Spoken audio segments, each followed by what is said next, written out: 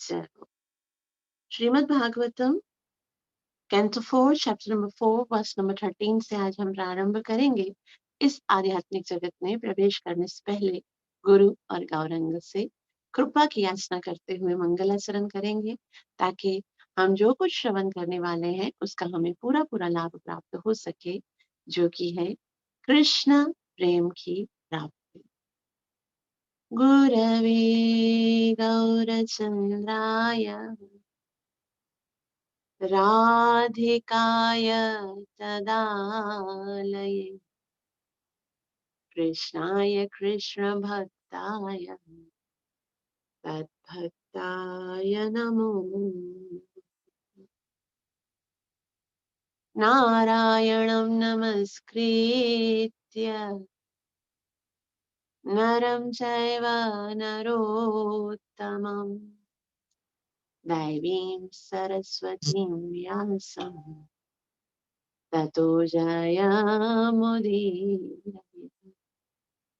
नष्टप्रायेषु अभद्रेषु नित्यं भागवत सेवया भगवती उत्तमश्लोके भक्तिरभवति नैष्ठिकी।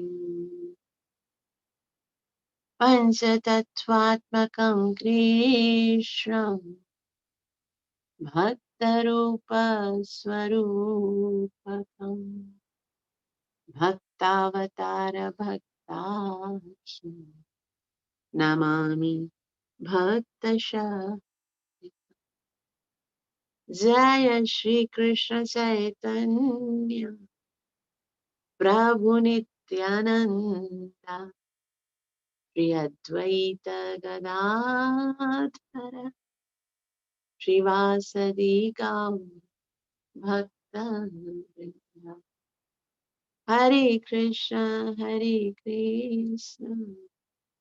कृष्ण कृष्ण हरे हरे, हरे हरे राम राम राम हरे हरे। ग्रंथ राज श्रीमद् भागवतम महापुराण की जय। श्रीमद् भागवतम चौथा सिकंद चौथा अध्याय, जिसका शीर्षक है सती द्वारा शरीर त्याग। तो सती भगवान शिव के मना करने के उपरांत भी अपने पिता के यज्ञ स्थल में गई, परंतु वहां पर अपने पति का अनादर होता हुआ वो देख न सकी, क्योंकि शिव जी का कोई स्थान नहीं था, उनका कोई भाग नहीं था। तो इतना देखकर सती को बहुत दुख हो रहा था, और उस दुख और क्रोध के कारण वो अपने पिताजी से बोल रही है। वो कहती हैं अपने पिताजी से कि भगवान शिव तो समस्त जीव आत्माओं के लिए अत्यंत प्रिय है, उनका कोई प्रतिद्वंद्वी नहीं है, और ना तो कोई उनका अत्यंत प्रिय है, ना उनका कोई शत्रु है। आपके सिवा और ऐसा कौन है जो ऐसे विश्वात्मा से द्वेष करे, जो समस्त वैर से रहित है। और अपने पिताजी को कहती हैं कि हे द्विजदक्ष, आप जैसा व्यक्ति ही अन्यों के गुणों में दोष ढूंढ सकता है, किंतु शिव अन्यों के गुणों में कोई दोष नहीं देखते। और उसके विपरीत इसके कि यदि किसी में थोड़ा सा भी गुण होता है तो उस गुण को बहुत बड़ा करके देखते हैं। और दुर्भाग्यवश आपने ऐसे महापुरुष पर दोष दिया, ऐसे शिव जी जो कितने महान हैं, जो ना तो किसी से शत्रुता रखते हैं, ना किसी से वैर रखते हैं, ना ही किसी के अंदर कोई अपराध देखते हैं, सबके गुणों को देखते हैं, सबके साथ प्रेम करते हैं, सबके सुहृद हैं। ऐसे शिव जी के अंदर, ऐसे शिव के अंदर आपने दोष देखा। तो इतना कहने के बाद आज सती जो है वो बहुत ही महत्वपूर्ण बात बता रही है कि एक व्यक्ति का जीवन में पतन होने का सबसे सबसे जो अ, बड़ा कारण है वो क्या होता है। जीव जो है वो अपने स्तर से पतन हो जाता है, भगवान की कृपा बंद हो जाती है। वह भगवान जो महावदन्य है, वह भगवान जो करुणा के सागर है, वो भगवान जो प्रत्येक जीव के लिए सदैव कल्याण के लिए सोचते हैं, वह भगवान को जो केवल कल्याण करना जानते हैं, ऐसे भगवान की कृपा समाप्त। वह गुरु जो अ, जो अपने शिष्य को भगवत धाम तक ले जाने के लिए कोई भी अ, कितना स्ट्रगल करते हैं, अपने आध्यात्मिक जीवन का बलिदान करके भौतिक जगत में वो आते हैं, हम जैसे पतितों का उद्धार करने के लिए, उस गुरु की कृपा समाप्त हो जाती है। अगर कोई व्यक्ति ये अपराध करे, तो कौन-सा अपराध है जो इतना घृणित है? वास्तव में भक्तों, एक भक्त जो अपने जीवन में सबसे घृणित कार्य कर सकता है ना, सबसे जो अ, बहुत बड़ा गलत कार्य जो कर सकता है ना, वो है वैष्णव अपराध। वैष्णव अपराध से बढ़कर और कोई बड़ा अपराध नहीं हो सकता है। भले नाम अपराध हो, धाम अपराध हो, सेवा अपराध हो, विग्रह अपराध हो, सारे अपराध क्षमा हो जाएंगे। लेकिन ये वैष्णव अपराध, वो कभी भी क्षमा नहीं होता है। वो बहुत सावधानी से हमें इस बात को देखना है कि वैष्णव अपराध हमसे कभी नहीं करना चाहिए। तो सती आज श्लोक नंबर 13 में कहती है, नाश्चर्यमेतत् यदसत्सु सर्वदा महद्विनिन्दा गुणपात्मवादिषु शीर्षं महत्पुरुषपादपांसुभिः निरस्ततेजः सुतदेव शोभनम्। नाश्चर्यमेतत् यदसत्सु सर्वदा महद्विनिन्दा गुणपात्मवादिषु शीर्षं महापुरुषपादपांसु निरस्ततेज सुतदेव शोभनम्। नाश्चर्य में तत्, नाश्चर्य का मतलब होता है इसमें कोई आश्चर्य की बात ही नहीं है। आप मेरे पति शिव जी की निंदा कर रहे हो ना, आपके लिए कोई आश्चर्य की बात ही नहीं है। यद असस्तु सर्वदा, ऐसे व्यक्ति जो सदैव दूसरों की अम, असत्सु का मतलब होता है सदैव दूसरों की बुराई करते हैं, महत्व निंदा, जो महात्माओं की निंदा करते हैं। कौन करते हैं उसके विषय में बताया, गुणपात्वमादिषु, गुण आत्मवादिषु, यानी जो शव को ही जिन्होंने आत्म स्वरूप समझ रखा है। आप बस अपने शरीर को ही सब कुछ मानते हो। आपके शरीर को एक बार नमस्कार नहीं किया तो आप समझते हो कि वो इतना अपराधी है। एक शरीर को ही सब कुछ मानते हो आप। ऐसे व्यक्ति जो जो कि महात्मा से बता, जो कि सदैव अपने शरीर देहात्म बुद्धि में होते हैं ना, ऐसे व्यक्ति के लिए महान व्यक्ति, महान वैष्णव का अपराध करना कोई आश्चर्य की बात नहीं है। लेकिन आगे कहते हैं, शेषम महत्पुरुषपाद पांसुभि स ईर्ष्यम, वो जो ईर्ष्या करते हैं महापुरुष, महापुरुष की पाद पांसुभि, वो जो महापुरुष की निंदा करते हैं, उनसे ईर्ष्या करते हैं।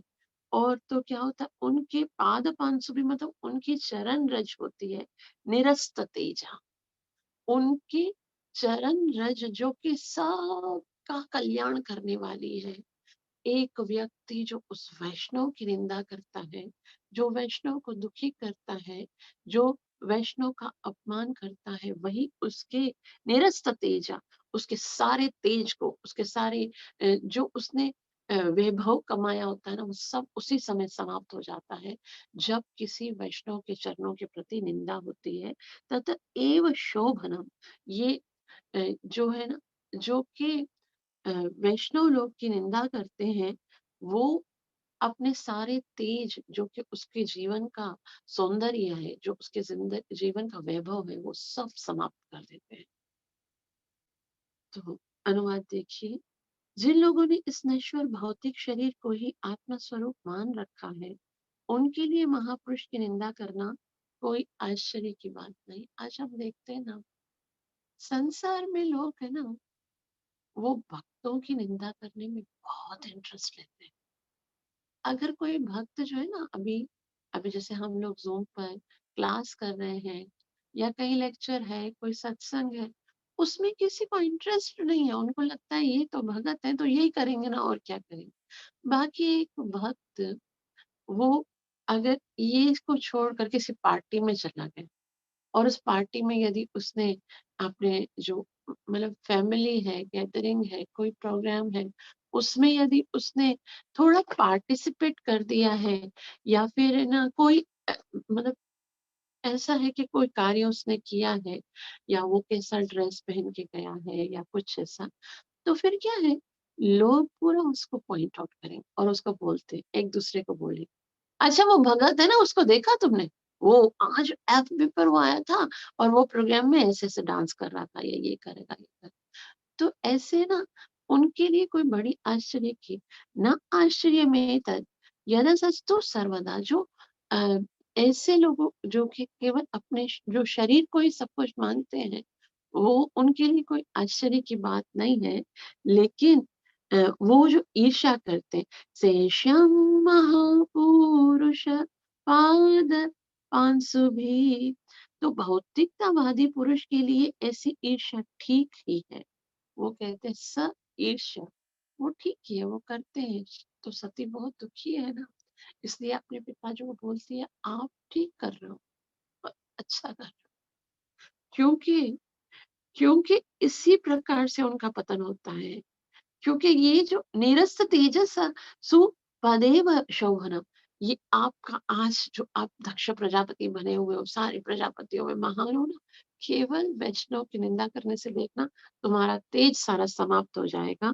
वे यहाँ पर क्योंकि इसी प्रकार से उनका पतन होता है, वे महापुरुष की चरण रज से लघुता प्राप्त करते हैं। लघुता मतलब कहाँ पर भी एक व्यक्ति पहुंच गया हो, शिखर पर पहुंच गया हो, और वहां पर जाकर भी यदि वैष्णव निंदा हो जाती है, तो वो वहां से गिर कर एकदम उसका पतन हो जाए।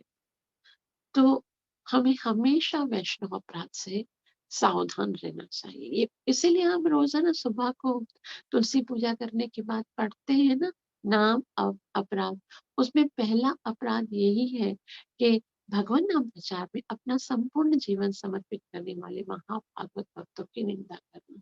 ये बार बार याद कराया जाता है। और एक बात मैं आपको बताऊं कि केवल निंदा ही करना वैष्णव अपराध नहीं होता है। वैष्णव अपराध क्या होता है? स्कंद पुराण में बताया हुआ है। 6 कार्य हम करते हैं ऐसे, जो वैष्णव अपराध होते हैं। वो 6 कार्य आपकी भक्ति का पतन करा देते हैं। आपके जीवन में जो कुछ आपने अर्जित किया है, वो सब नष्ट हो जाएगा, यदि ये 6 कार्य करते हैं। तो ये वैष्णव अपराध ही है। उनमें पहला है हंति। हंति का मतलब होता है जो वैष्णव को मारता है। हंति का मतलब मारना यानी जान से मारना भी हो सकता है, या उसको शरीर पे कोई कष्ट देना। तो हमको कहें, हम तो कहेंगे भाई हम मारते तो नहीं है एटलीस्ट, लेकिन कभी-कभी ऐसा होता है जिह्वा से जो हम उनका अनादर करते हैं ना, वो ऐसे कहते हैं ना कि जिह्वा से जो घाव पड़ता है ना, तलवार का घाव तो भर जाता है, लेकिन ज़बान का घाव कभी नहीं भरता। कभी-कभी हम वैष्णवों के साथ इस तरह से बिहेवियर करते हैं कि वो वो है ना अ, इतना दुखी हो जाते हैं, कहते नहीं है, कभी-कभी वैष्णव बहुत सहनशील होते हैं। वो हमें उत्तर नहीं देते हैं, लेकिन हृदय तो ज़ाहिर-सी बात है, वो भी मनुष्य है।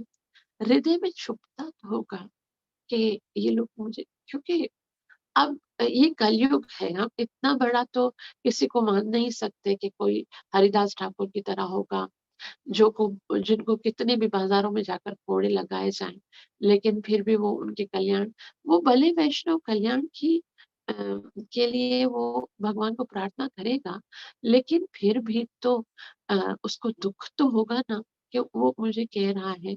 तो अगर कोई जीवा से भी किसी वैष्णव को दुखी करता है, दुखी कभी भी नहीं करना चाहिए।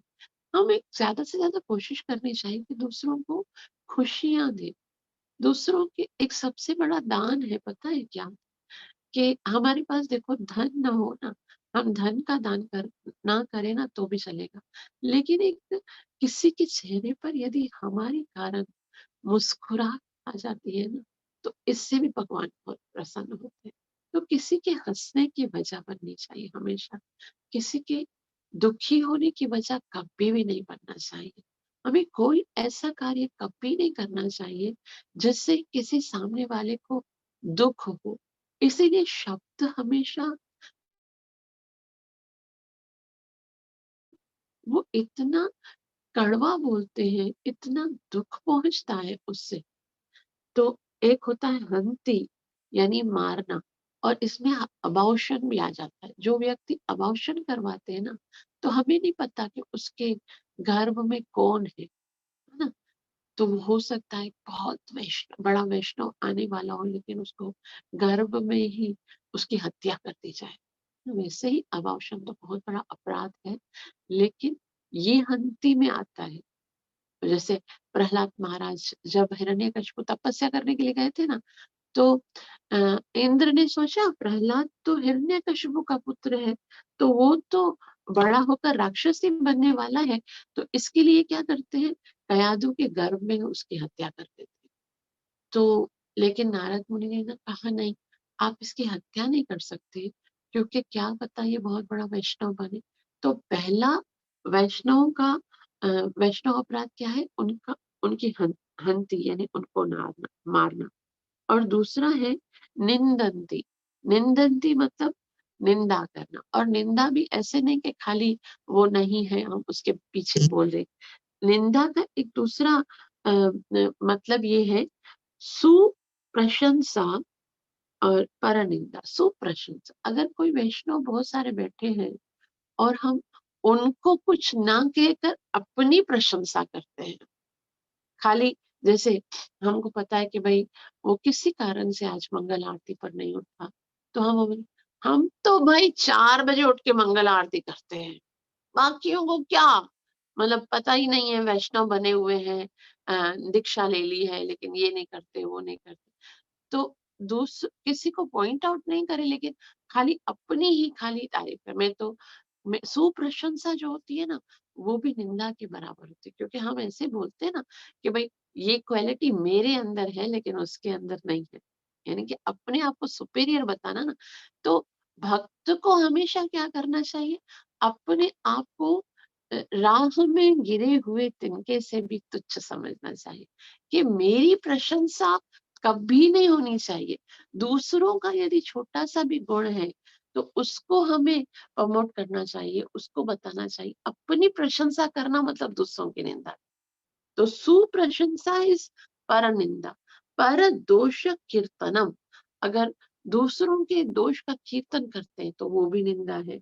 तो इस तरह से एक बात तो हमें समझनी चाहिए कि भगवान ने जिन जिसको बनाया है, वो बहुत कहीं न कहीं वो कार्य वो व्यक्ति जो है, वो महान है क्योंकि भगवान के द्वारा उनको बनाया गया है।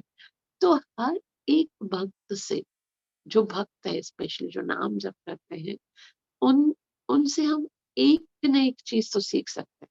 मतलब हर भक्त इस लायक होता है कि आपको कुछ न कुछ सिखा सके। हम क्या करते हैं, दूसरों के गुणों को देखने का प्रयास ही नहीं कर सकते। किसी के अंदर एक बुराई होगी ना, उसी बुराई को बार-बार उछालते हैं।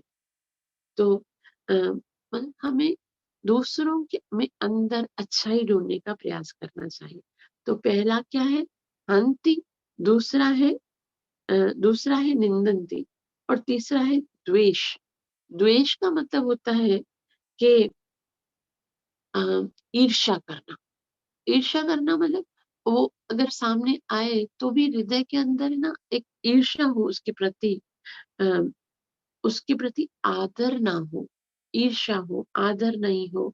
और इसके कारण ईर्ष्या क्यों करते हैं? क्योंकि हम जो है ना किसी तरह से कभी-कभी ऐसा होता है जैसे 2 प्रीचर भी होते हैं ना, तो उनमें भी ईर्ष्या भाव होता है कि उसको इतनी सेवा मिल रही है उस और फिर जब हम सामने वाले के अंदर दोष ढूँढना शुरू कर देते हैं। अगर वो हमसे आगे निकलता है ना, तो दोष देखते हैं और फिर दोष का कीर्तन करते हैं। परदोष कीर्तनम।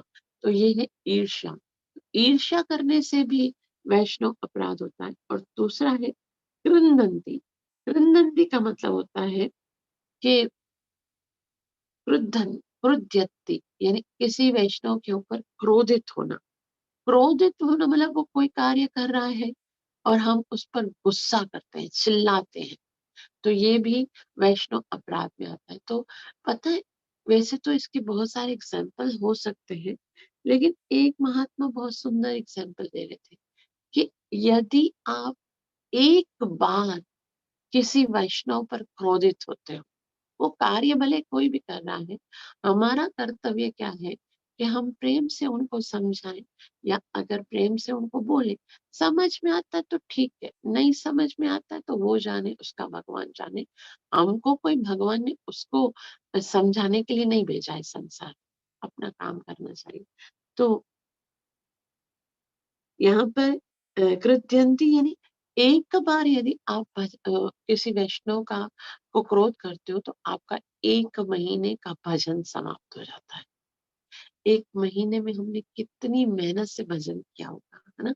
हम सोच सकते हैं सुबह मंगल आरती को उठना ही कितना अम, उठना ही कितना कष्टमयी है। 16 माला जप करना कितना मुश्किल है। एक दिन अगर 16 माला कंप्लीट होती है, तो हम कितनी मुश्किल से कितना स्ट्रगल करना पड़ता है। और 1 महीना रोज़ाना मंगल आरती, रोज़ाना संध्या आरती, रोज़ाना 16 माला, रोज़ाना भोग अर्पण, ये सारी सेवाएँ जो हम कर रहे हैं, वो केवल एक बार वैष्णव के ऊपर क्रोध करने से सब समाप्त हो जाता है। कितना साव और एक बार करने से 1 महीने का सारी भक्ति समाप्त होती है। तो मतलब अगर 12 बार आपने किसी वैष्णव को क्रोधित हुए हैं या उनको दुखाया है, तो फिर 12 महीना जो कुछ आपने भक्ति की है ना, वो सब नष्ट हो जाए। 12 महीने तक की गई भक्ति केवल 12 बार क्रोधित होने से नष्ट हो जाती है। तो वैसे हम देखें तो हमारा भजन तो बहुत वीक चल रहा है और उसके ऊपर भी यदि हम वैष्णव निंदा करके अपने भजन को समाप्त करते हैं, तो हमारे पास बचेगा क्या? तो ये है कि केवल वैष्णव के ऊपर क्रोध करने से ही भी जीव आत्मा जो है उसका पतन हो जाता है। और उसके बाद है न हर्षम। न हर्षम मतलब वैष्णव को देखकर अगर हम हर्षित नहीं होते ना, हमको यदि वैष्णव को देखकर कभी-कभी ऐसा होता है ना जाने क्यों? कुछ लोग जो है ना वो बिना कारण से मतलब वैष्णव को देखकर अच्छा नहीं लगता उनको। एक व्यक्ति हमें मुझे याद है अ, वो पता है कैसे कहते थे? वो बोलते थे जिनके तिलक लगा होता है ना, जिन्होंने कंठी पहनी होती है ना, उनको देखकर मुझे पता नहीं क्यों मेरा जो स्वाद है ना जीभ का वो खराब हो जाता है। उनको देखकर मुझे पता नहीं क्यों क्रोध आता है। हालाँकि देखा जाए तो ये कितने सुंदर लगते हैं, किसी ने तिलक लगाया है, कंठी पहनी है और उसके हाथ में माला है और वो हरिनाम माला है भले, तो कैसे देखने में ही लग रहा है कि कितने मतलब इतने बड़े कलयुग में इतना घनिष्ठ कलयुग है और उसमें भी ये लोग कैसे रहते हैं। तो और भी देख के खुशी होनी चाहिए ना, इसलिए ना हर्षति जो वैष्णव को देखकर खुश नहीं होता है ना, उसको भी अपराध लगता है। तो 6 कौन से होते हैं? एक है हंति मतलब उसको मारना, दूसरा है अ, निंदति अर्थात उसकी निंदा करना और उसके बाद है द्वेष अर्थात वैष्णव का के साथ द्वेष करना और उसके बाद है नंबर 5 पे क्रोध, क्रोध करना, और नंबर 6 है न हर्षता, यानी उसको देखकर हर्षित ना होना। तो ये 6 कार्य वैष्णव अपराध होते हैं। हमको इन 6 कार्यों से, ऐसे नहीं कि खाली पीछे निंदा कर दी तो वही बस वैष्णव अपराध है। तो हमें हर तरह से अपने आप को वैष्णव अपराध से बचाना है। क्योंकि यदि हम अपने भजन को सुरक्षित रखना चाहते हैं, तो फिर अ, भजन से तो हमारी उन्नति होती है, लेकिन यदि हम अ, भजन करते हैं, वो सारा भजन समाप्त हो जाता है, नष्ट हो जाता है अगर हम वैष्णव निंदा करते। तो कोई ये भी पूछ सकता है कि भाई भजन तो इटर्नल है, नेहा विक्रमनाशोस्ति स्वल्पवायो न विद्यते स्वल्पमप्यस्य धर्मस्य त्रायते महतो मया। भगवान कहते हैं यदि आप थोड़ा सा भी भक्ति करते हो तो कभी नष्ट नहीं होता। तो फिर हरे कृष्ण कृष्ण कृष्ण हरे हरे। 6 हुए ना, हंति, निंदन्ति, और द्वेष, और क्रोधंती, और हर्ष, हर्ष न हर्षम। अच्छा, एक ना अभिनंदन्ति, एक है ना अभिनंदती, मतलब उसको अ, जैसे वो आए और उसका स्वागत नहीं करना। मतलब जैसे किसी वैष्णव जो है ना, हमारा एक कर्तव्य है कि हमको वैष्णव का स्वागत करना चाहिए, कभी किसी तरह से भी उनको प्रणाम करना चाहिए, उनका आदर करना चाहिए। तो न अभिनंदनती, यदि हम उसका अभिनंदन नहीं करते हैं तो ये भी एक वैष्णव अपराध। ठीक है, हो गया बात, अच्छे हो गए। तो अच्छा, तो हम कह रहे थे कि भजन तो इटर्नल है, इटर्नल है, तो फिर वो नष्ट कैसे हो सकता है ना? तो कभी कोई नष्ट नहीं होना चाहिए। लेकिन भजन कैसे है? भजन हम जब भगवान की भक्ति करते हैं, सेवा करते हैं, तो पूरा का पूरा भगवान का शरीर है ना, तो पूरे शरीर का हमें जैसे अगर किसी की सेवा करनी है तो पूरी की पूरी करनी चाहिए। तो जो हम सेवा करते हैं ना, जैसे भजन कर रहे हैं या आरती कर रहे हैं या पूजा कर रहे हैं, तो समझो हम भगवान के चरणों की सेवा कर रहे हैं। और वैष्णव क्या है? साधु क्या है? साधवो हृदयं मह्यम साधुनां हृदयं त्वं। वैष्णव हृदय है। तो अगर कोई व्यक्ति जो है वो भगवान के चरणों को धोता है, उनका अभिषेक करता है, उनकी सेवा करता है, उसके हृदय पर छुरी घोंपता है, तो ये कैसा भजन है ना? तो ये जो साधु है, वो भगवान के हृदय है, वो भगवान का दिल है। यदि हम यदि हम भक्तों को किसी तरह से भी कष्ट पहुंचाते हैं ना, तो वो डायरेक्ट से भगवान को कष्ट पहुंचाने के बराबर है। इवन भगवान को डायरेक्ट से भी यदि हम कभी भगवान की निंदा कर दे या भगवान के बारे में कुछ बोल दे उल्टा सीधा, भगवान के साथ कभी कभी क्रोध भी आ जाता है, कभी कभी हमारे जीवन में ऐसी घटना होती है, उससे भी भगवान को दुख नहीं होता है। लेकिन यदि किसी वैष्णव का अपराध होता है तो भगवान बहुत दुखी होते हैं। और यदि गुरु और कृष्ण दुखी होते हैं तो हमारा भजन कैसे सुरक्षित रह सकता है? तो हमको किसी भी प्रकार से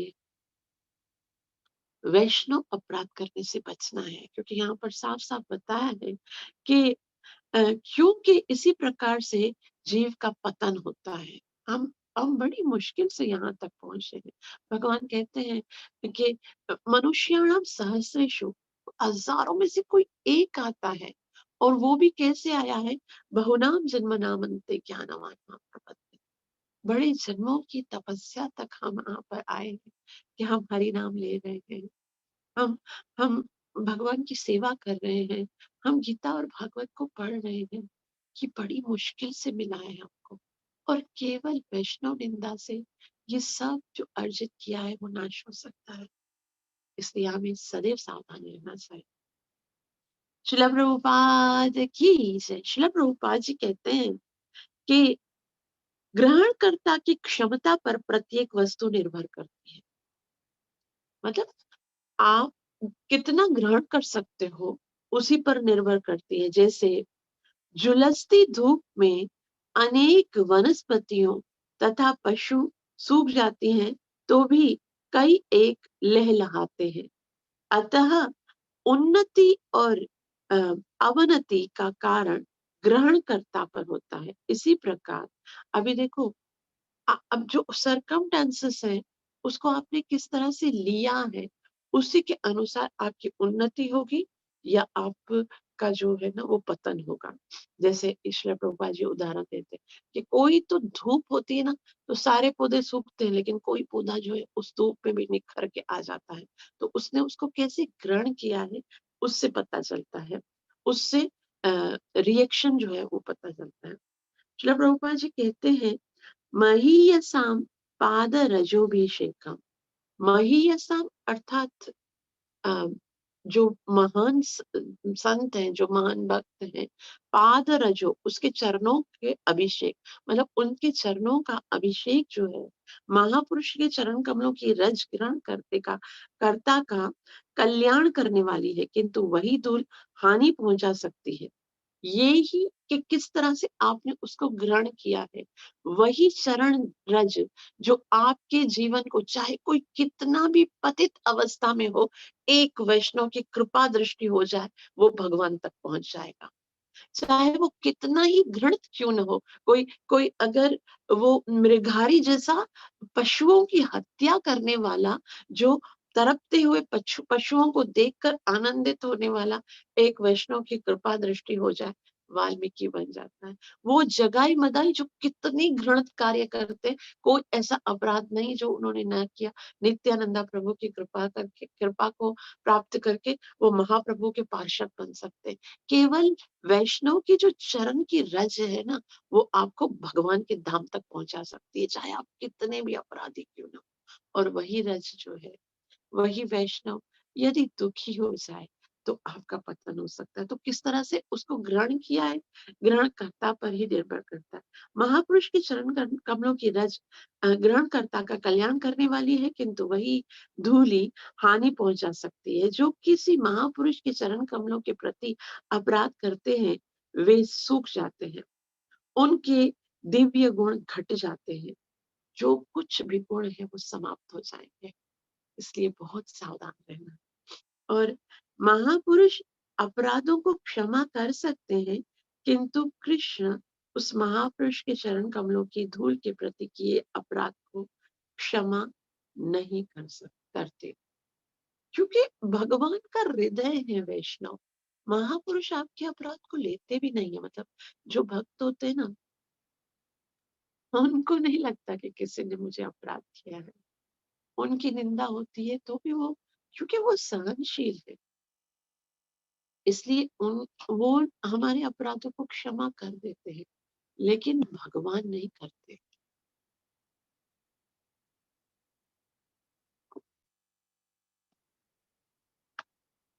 तो यहाँ श्री प्रभुपाद जी कहते हैं कि जिस प्रकार कोई अपने सर पर झुलसती धूप को भले सहन कर ले, किंतु पांव से उसे सहन नहीं कर पाता, अपराधी लगातार नीचे गिरता जाता है, अतः वह महात्मा के चरण कमलों के प्रति अपराध करता जाता है।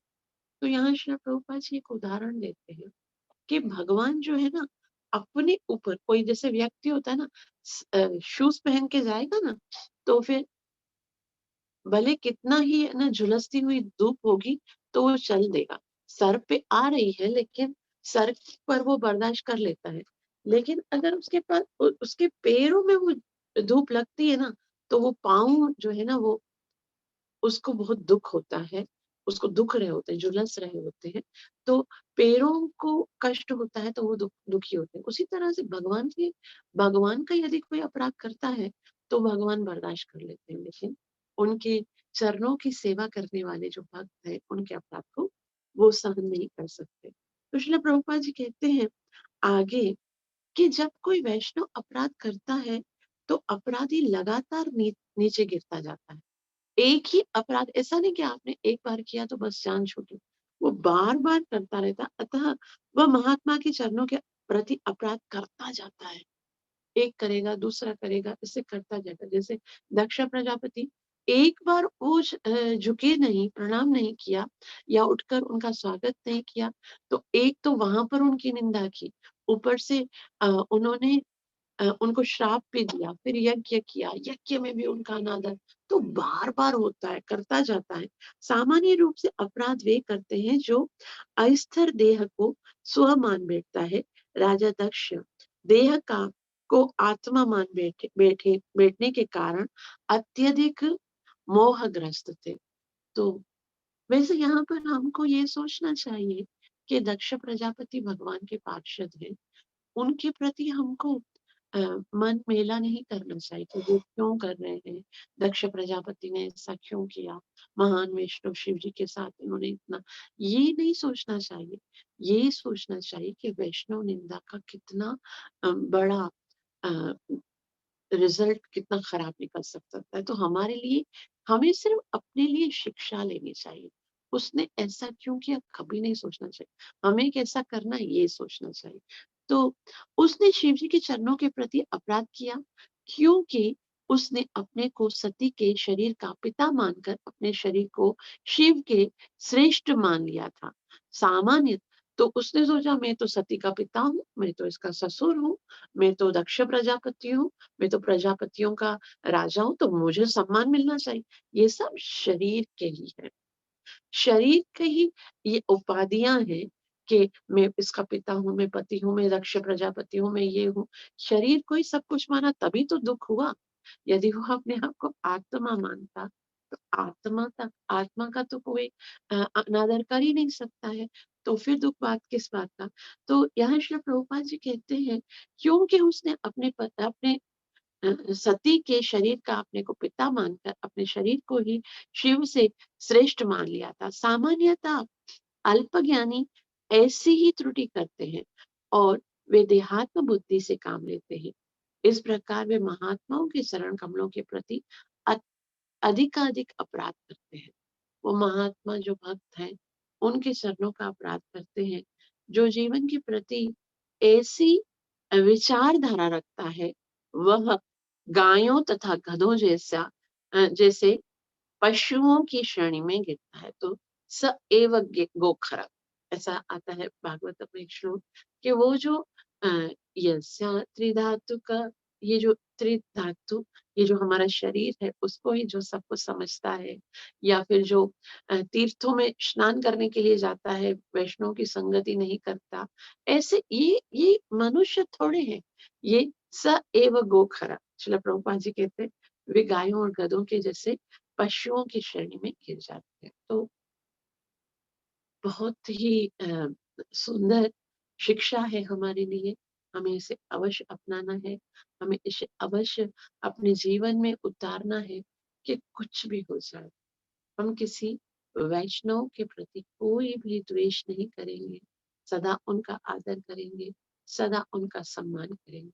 अगर कभी ऐसा हो भी कि हमारे सामने या वैष्णव कोई गलत कार्य करता भी है, तो भी ये हमारी ज़िम्मेदारी नहीं है कि हम उनको उनके विषय में कुछ कहें। गुरु बैठे हैं, भगवान हैं, हृदय में बैठे हुए हैं परमात्मा, तो वो खुद ही जो है वो अपना कार्य करेंगे। हमसे अगर कुछ होता है अगर जैसे मैं हूँ, अगर कोई मुझे वैष्णव मानता है, यदि मुझसे कोई अपराध होता है, तो हम विनम्र भाव से उसे ज़रूर समझा सकते हैं कि ये कार्य हमें लगता है कि सही नहीं है। आप फिर भी मतलब बता सकते हो कि क्योंकि दूसरे लोग ये बात आपके विषय में कहेंगे, उनकी भक्ति का पतन होगा। तो ये कार्य अगर नहीं होता, तो फिर क्योंकि हमारा कार्य तो ये है ना, वैष्णव कभी नहीं चाहेगा कि किसी का भक्ति में पतन हो। तो वैष्णव का कार्य ये है कि दूसरों के पतन से पतित जीवों को उठाना और जो पहले से भक्त हैं, वो हमारे कोई आचरण ऐसा है जिसके कारण वो हमारी निंदा कर रहे हैं, तो हमको बहुत सावधान रहना चाहिए। 2 चीज़ों में हमें हमेशा सावधान यहाँ पर बताया गया 2 वस्तु ऐसी हैं जो हमारी जो है ना जीवन की सारी प्रगति को समाप्त कर देती है। तो एक तो हम क्या करते हैं ऐसा बताया जाता है कि ब्रह्म वैवर्त पुराण में लिखा हुआ है जगदानंद पंडित जो कि वो सत्यभामा जी का अवतार है, वो कहते हैं यदि तुम्हें रोकते गौरंगी रशने छोटो हरिदास कथा थाके जनो मन। यदि आप गौरंग महाप्रभु के चरणों के सदैव उपासना करना चाहते हो, यदि उनके चरणों की कृपा सदैव अपने सर पर लेना चाहते हो, तो दो कार्य कभी नहीं करना। एक तो कभी भी अवैध संग जो होता है, छोटो हरिदास कथा, छोटे हरिदास ठाकुर ने क्या किया, मतलब जो अपोजिट सेक्स होते हैं या अपोजिट जेंडर के साथ कोई घनिष्ठ रिलेशनशिप नहीं होना चाहिए, कुछ भी करके। हम उसके प्रति कोई भी है ना आर्ग्यू दे सकते हैं, लेकिन ये गलत है तो है, तो इसके ऊपर इतना विशाल बताने की आवश्यकता नहीं है। हम खुद समझते हैं कि कितना अपराध है। और दूसरा ये कि किसी भी तरह से वैष्णव निंदा नहीं होनी चाहिए। तो ये कार्य करने से, लेकिन फिर भी अगर हमारे द्वारा इस तरह का कोई कार्य होता है, तो फिर अगर हमारी कोई निंदा कर रहा है, तो वैष्णव को हमेशा सावधान रहना चाहिए कि मुझसे नहीं होना चाहिए कुछ भी ऐसा कि दूसरों को मेरी निंदा करनी पड़े। ऐसा दूसरों का पतन इसीलिए हुआ ना कि मैंने कुछ ऐसा किया। तो हमें अपने चरित्र को ऐसा आइडियल बनाना चाहिए कि दूसरों को मौका ही ना मिले हमारे बारे में कुछ कहने। और हमारे जैसे हम एक दूसरे के साथ इतना कनेक्टेड है, ये संसार जो है वो कलयुग है, जाहिर सी बात है अपराध हो जाता है। बड़े से बड़े विश्वामित्र जैसे मुनि से भी अपराध हुआ, जिन्होंने गायत्री मंत्र का जो है आविष्कार किया, वो भी अपराध कर बैठे मेनका को देखकर। तो फिर हम जैसे साधारण व्यक्तियों के द्वारा यदि कोई अपराध होता है, तो उसकी निंदा नहीं करनी है, दूसरों को जाके नहीं बताना है। हम एक दूसरे को समझा सकते हैं कि भाई ये कार्य नहीं करना चाहिए। इस तरह से हम एक दूसरे को उठा सकते हैं, भक्ति में आगे बढ़ा सकते हैं और दूसरों को भी पतन होने से रोक सकते हैं। आप सबका बहुत बहुत आभार जो इतना प्रेम से श्रवण किया है। कृपया मुझे आशीर्वाद दीजिए, मेरे लिए प्रार्थना कीजिए कि मैं अपनी सेवा और साधना को अच्छे से कर सकूं और वैष्णवों का सम्मान कर सकूं, वैष्णव में गुणों को देख सकूं और उनके चरण रज को स्वीकार करके अपने जीवन का कल्याण कर सकूं। हरे कृष्णा कृष्ण कृष्ण हरे हरे, हरे राम हरे राम राम हरे राम राम राम हरे हरे। ग्रंथराज श्रीमद् भागवतम महापुराण की जय। नित्य लीला प्रवेश अभय चरणारविंद भक्ति वेदांत स्वामी शिला प्रभुपाद की जय। जय। गौरव प्रेमानंद। हरि हरि बोल।